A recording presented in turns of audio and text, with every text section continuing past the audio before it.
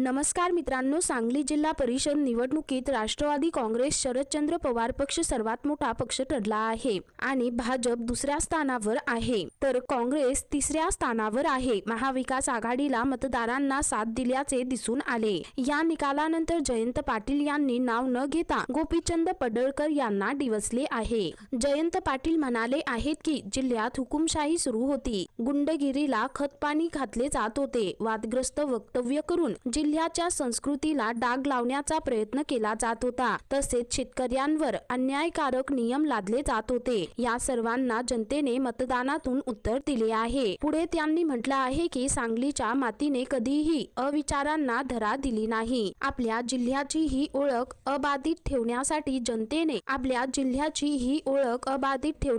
जनतेचे पुन्हा एकदा आभार। एवढंच नाही तर जिल्हा परिषद आणि पंचायत समिती निवडणुकीत सांगली जिल्ह्यातील जनतेने राष्ट्रवादी काँग्रेस पार्टी, शरदचंद्र पवार पक्ष, काँग्रेस पक्ष आणि शिवसेना उद्धव बाळासाहेब ठाकरे पक्षाच्या महाविकास आघाडीवर मोठ्या प्रमाणात विश्वास टाकला, त्याबद्दल मी तिन्ही पक्षांच्या वतीने मायबाप जनतेचे आभार व्यक्त करतो, असं देखील त्यांनी पोस्ट मध्ये म्हटलं आहे। पण एकंदरीतच जयंत पाटील यांनी नाव न घेता गोपीचंद पडळकर यांना चांगलंच डिवचलं आहे। सध्या त्यांच्या या वक्तव्याची राज्याच्या राजकारणात एकच चर्चा रंगली आहे। तर मित्रांनो, एकंदरीत संपूर्ण प्रकरण पाहता या संदर्भामध्ये तुमची काय प्रतिक्रिया आहे खाली कमेंट करून नक्की कळवा।